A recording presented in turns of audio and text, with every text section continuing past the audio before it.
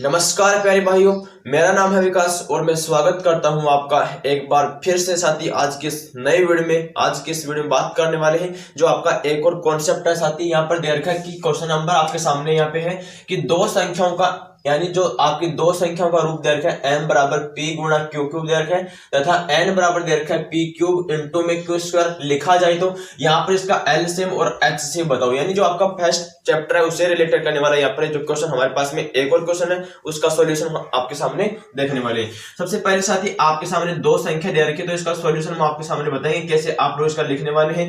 यहाँ पर आपके सामने एक नंबर दे रखा है जो आपकी संख्या एक है, उसको ऐसा लिखा गया है कि p इंटू में क्या लिखा गया है, क्यू का पावर 3 लिखा गया है। दूसरी संख्या आपके पास में n है, उसको इस प्रकार से लिखा गया है, यहाँ पर ऐसा लिखा गया है कि p की पावर तो 3 लिखा गया है और यहाँ पर क्या लिखा गया है, q की पावर यहाँ पे 2 लिखा गया है। अब मैंने आपको कल वाले वीडियो में बताया था कि सबसे पहले आप यहाँ पर क्या निकालोगे, उसका एचसीएफ निकालेंगे। एचसीएफ का मतलब क्या होता है, इसका मतलब होता है कि हाईएस्ट कॉमन फैक्टर होता है इसका मतलब। यानी जो आपका पहले मैंने क्या बताया था कि सबसे पहले उसको देखो जो दोनों में कॉमन आ रहा है। यहाँ पे p इसमें भी आ रहा है, p इसमें भी आ रहा है, लेकिन लिखना उसको है जिसकी पावर सबसे कम आ रही है। तो यहाँ पर इसकी पावर 1 आ रही है, यहाँ पर इसकी पावर 2 3 आ रही है, तो सबसे पावर कम है उसको लिखो। यहाँ पर क्या आ जाएगा, p की पावर 1 आ जाएगा, फिर गुणा में यहाँ पर देखो क्यों इसमें भी आ रहा है और क्यों इसमें भी आ रहा है, लेकिन उसको लिखना है जिसकी पावर सबसे कम आ रही है। यहाँ पर क्यों की पावर 3 आ रही है, यहाँ पर क्यों की पावर 2 आ रही है, तो यहाँ पर किसको लिखेंगे, क्यों की पावर को 2 लिखेंगे। ये क्या होगा, इसका एचसीएफ हो गया। अब निकालेंगे इसका एलसीएम।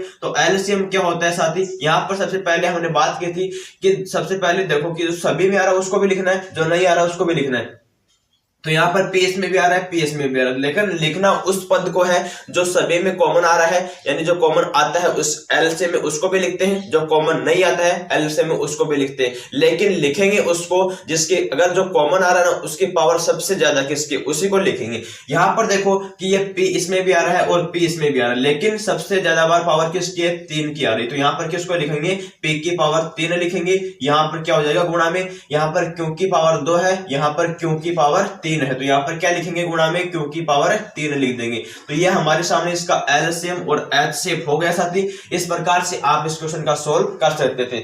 अब साथी आपको एक इंपॉर्टेंट कंसेप्ट है वो आपको याद रखना है। इस कंसेप्ट पर आपके साथी क्वेश्चन बन सकते हैं, उसको आप लोग कैसे सोल्व करते हैं। अब जैसे मैंने माना है कि हमारे पास में एक संख्या m है, दूसरी संख्या n है, इसी प्रकार से आपके पास में दो संख्या दी हुई होती है। एक संख्या को मान लेते हैं x है, दूसरी संख्या को हम मानते हैं क्या है, y है। उन दोनों का जो आपका प्रोडक्ट होता है वो किसके बराबर होता है, यहाँ पर जो आपका एक तो होता है एचसीएफ होता है और एक क्या होता है जो आपका एलसीएम होता है, दोनों का गुणनफल के बराबर होता है। यहाँ पर इस प्रकार से आपको ये कॉन्सेप्ट याद रखना है कि सबसे पहले कि दो संख्याओं का गुणनफल होता है वो दोनों संख्याओं का क्या एचसीएफ और एलसीएम का मल्टीपल साथी दोनों के बराबर होता है। तो ये कॉन्सेप्ट आपको याद रखना है। इस प्रकार से यहाँ पर आपका क्वेश्चन बन सकता है क्योंकि आपको यहाँ पर एचसीएफ और एलसीएम दे दिया जाता है और एक संख्या आपको दी जाती है, तो बताओ कि दूसरी संख्या क्या होगी। तो यहाँ पर आप लोग इसमें मान रख के उसको सोल्व कर सकते हैं। तो उम्मीद करता हूँ कॉन्सेप्ट आप तक पहुंच गया होगा। इसी प्रकार से लाइक सपोर्ट जरूर करें। Thank you so much, love you all, जय हिंद।